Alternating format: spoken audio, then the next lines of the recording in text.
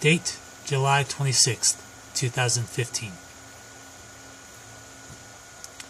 Company Intelligence Report 2016-86.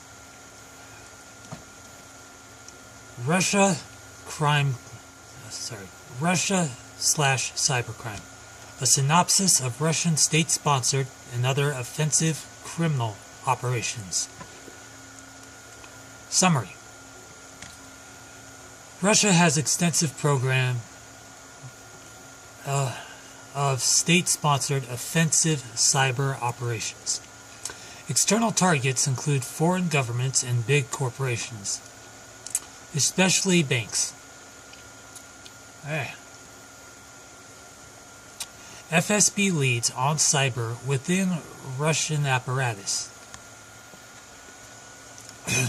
Limited success in attacking top foreign targets like G7 governments, security services, and IFIs, but much more on second-tier ones through IT backdoors, using corporate and other visitors to Russia.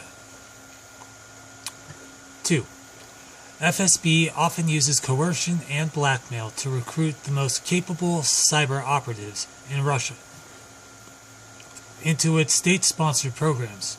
Heavy use also, both wittingly and unwittingly, of CIS immigrants working in Western corporations and ethnic Russians employed by neighboring governments, and example given, Latvia. 3. Examples cited of successful Russian cyber operation targeting senior Western business visitor. Provided backdoor into important Western institutions. 4. Example of U.S. citizen of Russian origin approached by FSB and offered incentive of investment in his business when visiting Moscow.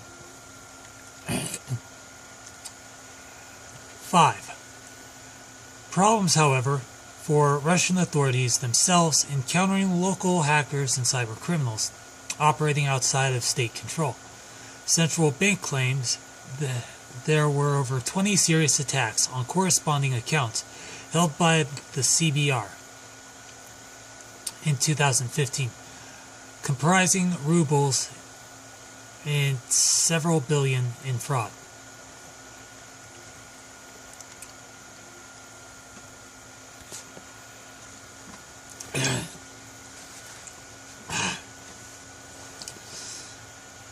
Details. Point 1. Speaking in June 2016, a number of Russian figures with a detailed knowledge of national cybercrime, both state-sponsored and otherwise, outlined the current situation in this area. A former senior intelligence officer divided Russian state-sponsored offensive cyber operations into 4 categories in order of priority: targeting foreign, especially Western governments, penetrating leading foreign business corporations, especially banks, domestic monitoring of the elite, and attacking political opponents both at home and abroad. The former intelligence officer reported that the Federal Security Service, otherwise known as the FSB, was the lead organization within the Russian state apparatus for cyber operations. Point 2. In terms of the success of Russian offensive cyber operations to date, a senior government figure reported that there had been only limited success in penetrating the first-tier foreign targets. These comprised Western, especially G7 and NATO governments, security and intelligence services, and central banks, and the IFIs. To compensate for this shortfall, massive effort had been invested with much greater success in attacking the secondary targets. particularly Western private banks and the governments of smaller states allied to the west. He mentioned Latvia in this regard. Hundreds of agents, either consciously cooperating with the FSB or whose personal and professional IT systems had been unwittingly compromised, were recruited. Many people who had ethnic and family ties to Russia and/or had been incentivized financially to cooperate. Such people would often receive monetary inducements or contractual favors from the Russian state or its agents in return. This had created difficulties for parts of the Russian state apparatus in obliging/indulging them.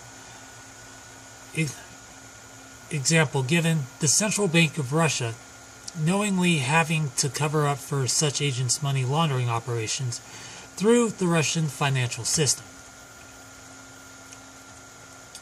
Point 3.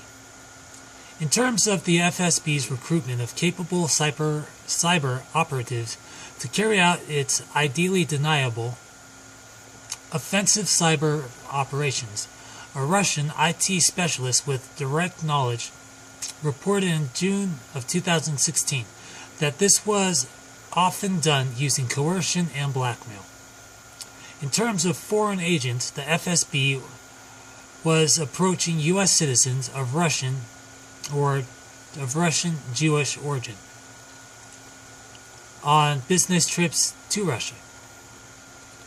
In one such case, a U.S. citizen of Russian ethnicity had been visiting Moscow to attract investors in his new information technology program.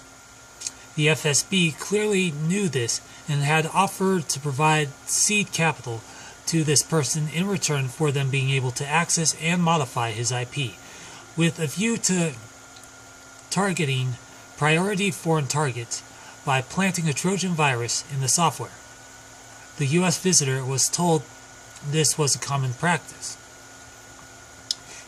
The FSB has also had implied significant operational success as a result of installing cheap Russian IT games containing their own malware unwittingly by targets on their PCs and other platforms. Point 4. In a more advanced and successful FSB operation, an IT operator inside a leading Russian SOE who previously had been employed on a conventional/defensive IT work there, had been under instruction for the last year to conduct an offensive cyber operation against a foreign director of the company. Although the latter was apparently an infrequent visitor to Russia, the FSB now successfully had penetrated his personal IT and through this had managed to access various important institutions in the West through the back door. Point 5.